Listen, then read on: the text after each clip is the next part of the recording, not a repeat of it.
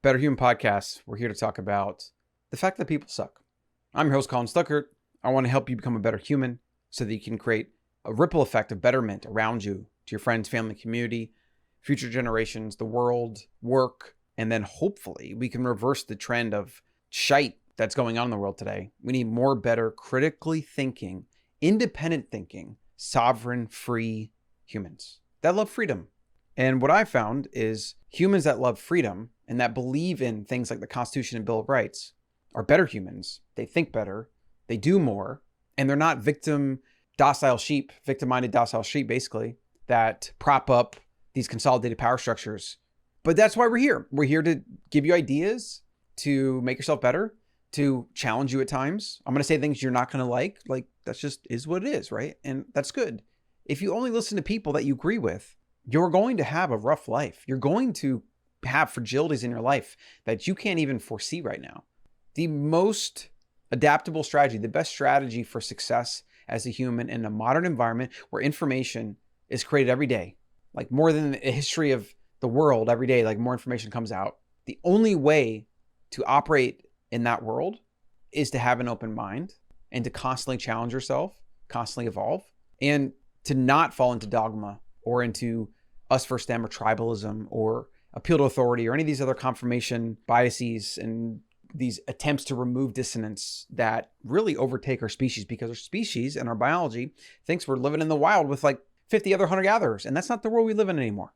So yes, people suck, but they're necessary. And you're people, I'm people, we all suck. We're going to do things that some people don't like. We're going to say things that people don't like. I have found that generally this is Halon's razor. So this is a adage or rule of thumb that states never attribute to malice that which is adequately explained by stupidity or incompetence or forgetfulness, not just stupidity. Most people do things because they forget or because they're thinking something that you're not thinking, or they're not thinking about you at all, or they're so just self-centered and self-focused that it doesn't occur to them that they're going to maybe hurt someone or let someone down.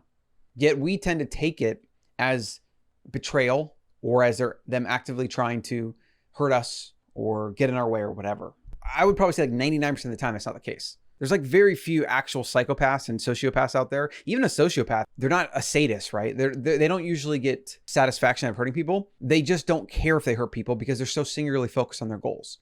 Now, a psychopath, I think a psychopath, the definition is someone that actively enjoys hurting other people.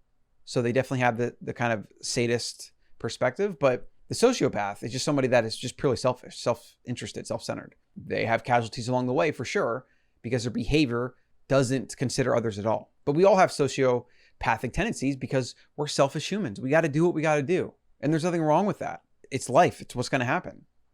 So the reality is many things fall apart because of incompetence or ulterior motives that don't align with your own. The law of human nature can pretty much be summed up in the Lenin quote, which is life is what happens when you're making plans. I don't want you to hate people. Hate is not something a word you should use, and it's just not good energy. And I don't want you to distrust them. I don't want you to hold ill will or to have a negative frame or to say things like, I don't trust anybody or stuff like that. Like that's just all negative and it's going to bring you more negative. What I want you to do is I want you to have compassion. The way to have compassion, the simplest way, the actual maybe only way, is to not actually go out and try to give compassion. It's to remove expectation and judgment. When you remove expectation and judgment, which is basically like the opposite of compassion and the opposite of understanding, what you have left with, the only thing that there is understanding/compassion. It's kind of like how to think about focus. What is the opposite of focus? The opposite of focus is distraction. What is the opposite of distraction? Focus. So if you remove distraction, what do you have? You have focus. If you remove everything that's not this one thing in front of you, what do you have? You have focus. So compassion is the same thing. Another tip is, and I need to do this more, I kind of already do it, but sometimes I get resentful of it and I have to let that go. I know, but you got to pick up the slack for others. People are distracted as ever. I've hired and worked with hundreds of people, companies, etc. over the years. And most people suck at replying to emails. They suck at texting you back. They suck at calling you back. They suck at doing things that they said they would do and they don't do. They forget. They don't have a system. Most people have absolutely no system whatsoever for their productivity. Most people do not use like Asana or Todoist or have read Getting Things Done by David Allen or any of these things. They just don't care. They're just kind of like thrown into something and they do the best they can. And by doing the best they can, they have an average, and every person has an average. They have an average amount of things they can remember, an average amount of people that they can keep top of mind, an average amount of follow-ups that they can do without forgetting, and an average amount of things that they can kind of get done on a regular basis, juggling a bunch of other things and not completely exploding.